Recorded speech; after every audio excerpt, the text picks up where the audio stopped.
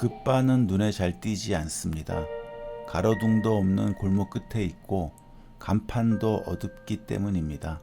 그래서 골목 앞에 큰 길을 지나가던 행인이 우연히 그 바를 발견할 가능성은 아주 적습니다. 그런데 그날 김마루 씨는 집 근처의 큰 길을 지나가다가 우연히 그 바를 발견했습니다. 아내와 고양이 목욕시키는 일로 크게 싸운 뒤 집 근처를 배회하던 중이었는데 그 바의 은은한 녹색 불빛이 그를 골목으로 이끈 것입니다. 바의 입구는 마치 작은 두 건물 사이에 끼어있는 공중전화 부스처럼 보였습니다. 바 이름은 레인디어였습니다. 그 밑에 자그맣게 적힌 영업 개시 연도를 보고 깜짝 놀랐습니다. 1963년? 이렇게 오래된 술집이 우리 동네에 있다고? 그는 술 생각보단 호기심에 이끌려서 바의 문을 열었습니다. 지하로 내려가는 환한 계단이 보였습니다. 지하엔 매우 작은 공간이 있었습니다. 거기에 마치 밀라 민형처럼 보이는 남자 바텐더가 서 있었습니다. 그리고 카운터 앞엔 빈 의자 한 개가 덩그러니 놓여 있었습니다. 오직 한 손님만 받겠다는 것인가 하는 생각이 들자 그의 마음이 조금 불편해졌습니다. 어서 오세요. 남자 바텐더의 온화한 음성은 도로 나가려던 그의 마음을 붙잡았습니다. 그는 결국 카운터 앞에 앉았습니다. 제가 이 동네에 10년째 살고 있는데 오늘 처음 이 바를 보았습니다. 그런 얘기를 많이 듣습니다. 이쪽 골목이 좀 어두운 탓이죠. 50대쯤으로 보이는 바텐더의 얼굴이 낯이 익었습니다. 마루 씨는 잠시 후 그가 누굴 닮았는지 알아차렸습니다. 배우 잭 니콜슨이 출연했던 영화 샤이닝에 등장했던 바텐더였습니다. 죄송한데 누굴 닮으셨어요? 어느 배우예요? 샤이닝이란 영화에 나왔던 바텐더요? 네, 맞습니다. 그 배우 이름은 조 터켈입니다. 몇 번 그런 얘기를 들었죠. 아, 그렇군요. 뭘 드시겠습니까? 드라이 마티니요. 마루 씨가 주문을 하자 바텐더는 뒤돌아선 채 어둠 속에서 무언가를 꺼냈습니다. 은빛으로 반짝이는 믹싱 글라스였습니다. 그 다음 모든 게 너무나 순식간에 진행됐습니다. 얼음 부딪히는 소리, 투명한 액체가 흐르는 소리, 스푼을 휘젓는 소리. 어느 순간 마루 씨 앞으로 글라스가 미끄러지듯 다가왔습니다. 주문한 지 불과 10초쯤 지난 것 같았습니다. 그러고 보니 바텐더 뒤에 술병들이 보이지 않았습니다. 어쩌면 카운터 밑에 칵테일 도구와 재료가 숨어 있을지 모른다는 생각이 들었습니다. 술맛은 기가 막혔습니다.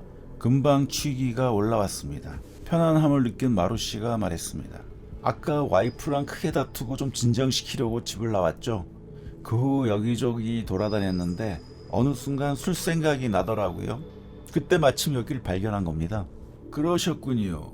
기분이 좀 안 좋을 때 마시면 좋은 칵테일이 있는데 한 잔 드셔보시겠습니까? 오늘 처음 오셨으니까 제가 서비스로 드리겠습니다. 아, 감사합니다.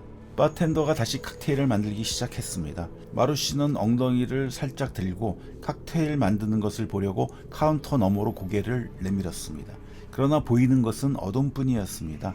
바텐더는 어둠 속에 두 손을 묻은 채 빙긋 웃으며 말했습니다. 제조 과정은 비밀입니다. 이 바의 컨셉이죠. 어떻게 감추면서 할 수 있죠? 암튼 신기하네요. 칵테일을 만드는 동안 카운터 위를 감상하세요. 그러면서 바텐더는 번들거리는 녹색 카운터 위의 어느 곳을 검지로 가리켰습니다. 마루 씨는 그곳을 내려다 보았으나 아무것도 보이지 않았습니다. 그런데 어느 순간 무언가 눈에 띄었습니다. 불가사리, 조개, 업라이트 피아노, 여행 캐리어, 우체통 등 아주 작은 것들이었습니다. 그것들은 실제 것들을 몇 밀리미터 크기로 축소시켜 놓은 듯 보였는데 여기저기 아주 많이 널려 있었습니다. 마치 소인국의 전시장이 카운터 둘레에 펼쳐져 있는 것 같았습니다. 이게 다 뭐죠? 제가 예전에 미니어처 박물관에서 큐레이터로 일한 적이 있습니다. 그때 모아둔 것이죠. 아, 그렇군요. 오래 들여다보면 미니어처에 금이 가는 걸 볼 수 있어요. 바로 시간의 균열이죠. 시간의 균열요? 네, 그 균열을 통해 물건들이 지니고 있는 기억들이 쏟아져 나옵니다. 감상자는 그것을 즐기는 거죠. 근데 물건에 손대는 건 위험합니다. 감상자의 과거가 바뀔 수도 있거든요. 무슨 판타지 같네요. 판타지라 그거 좋은 거 아닌가요? 그럼요. 이런 삭막한 시대. 다시 눈앞에 새로운 칵테일이 나타났습니다. 술은 분홍빛을 띠었고 칵테일 픽엔 체리가 꽂혀 있었습니다. 저희 집에서만 맛볼 수 있는 칵테일 하모입니다. 마루씨는 한 모금 들이켰습니다. 말로는 설명할 수 없는 오묘한 맛이 났습니다.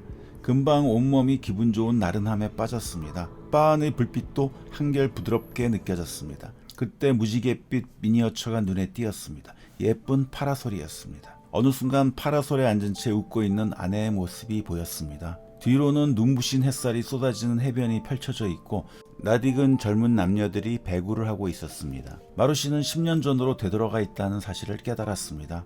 그때는 결혼하기 직전이기도 했습니다. 그곳은 친구들과 함께 자전거 여행 중에 들른 해변이었습니다.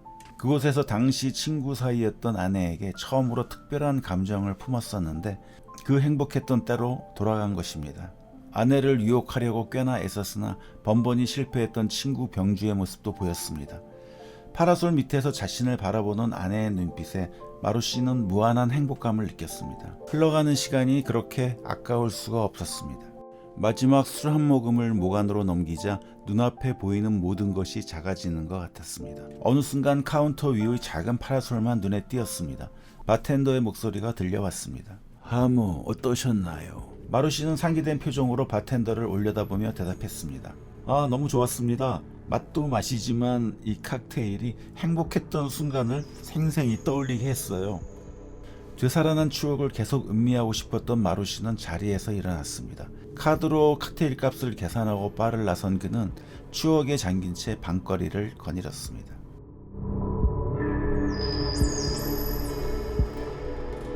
며칠 후 그는 저녁 식사 중에 또다시 아내와 크게 다투었습니다. 이번엔 집안의 뭉텅이로 날아다니는 고양이 털 때문이었습니다. 항상 싸움 말미에 이르러 튀어나오는 아내의 말을 그는 다시 듣게 되었습니다. 그러게 애초에 고양이 키우지 말자고 했잖아. 그는 화가 나서 집 밖으로 나섰는데 그 골목길 바가 떠올랐습니다. 얼마 후 그 바에 들어서자 바텐더가 반갑게 맞았습니다. 오늘은 무얼 드시겠습니까? 그는 하모란 칵테일을 떠올렸습니다. 그것을 마시면 또 기분이 좋아질까 하는 생각도 했습니다. 그때 바텐더가 카운터 밑에서 녹색 술병을 꺼냈습니다. 새로 들어온 술인데 드셔보시겠습니까? 이걸로 고모레란 칵테일을 만들 수 있습니다. 후회하는 과거를 치유한다는 뜻이 담긴 칵테일이죠. 후회하는 과거라. 네, 마셔볼게요.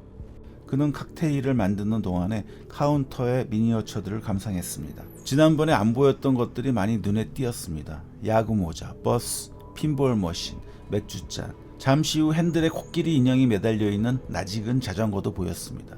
그 자전거를 보고 있을 때 바텐더의 목소리가 울렸습니다. 고모레 나왔습니다. 세모잔에 담긴 고모레는 강렬한 녹색 칵테일이었습니다. 한 모금 들이켜자 몸이 한없이 가벼워지는 느낌이 들었습니다. 자전거 핸들을 잡고 어디론가 달려가고 싶은 기분이 들었습니다. 그는 검지 끝으로 자전거를 살짝 건드려 보았습니다. 어느 순간 하얀 모래가 깔린 해변이 보였습니다. 지난번에 보았던 10년 전의 그 해변이었습니다. 그런데 이번엔 아내 대신에 친구 병주의 모습이 보였습니다. 그런데 그 친구는 몹시 화난 얼굴로 자전거에 오르고 있었습니다. 마루씨는 그날 제일 친했던 친구를 잃었다는 사실을 떠올렸습니다. 차마 해서는 안 될 말을 그에게 했기 때문입니다. 그 후 마루씨는 지난 10년 동안 떠나간 그 친구를 그리워하면서 그날의 실수를 크게 후회해 왔습니다. 그런데 다시 그날로 오게 된 겁니다. 마루씨는 다시는 그런 실수를 하지 말아야 한다는 생각에 떠나려는 친구의 자전거를 붙잡았고 조금 전에 한 말에 대해 사과했습니다. 미안해. 그러자 친구는 싱긋 웃으며 화를 풀었습니다. 사과한 지 불과 10초도 안 돼서 말이죠. 마지막 술 한 모금을 목 안으로 넘기자 눈앞에 보이던 모든 게 다시 작아졌습니다. 자전거도 다시 작아졌습니다. 왠지 눈시울이 뜨거워졌습니다. 잠시 후 바텐더의 목소리가 들려왔습니다. 고모레 어떠셨나요? 마루씨는 고개를 들고 미소를 머금고 있는 바텐더에게 대답했습니다. 해피엔딩 그런 느낌이네요. 그런데 뭔가 네 말씀하세요. 아닙니다. 마루씨는 자리에서 일어났습니다. 한 잔 더 안 하시고요.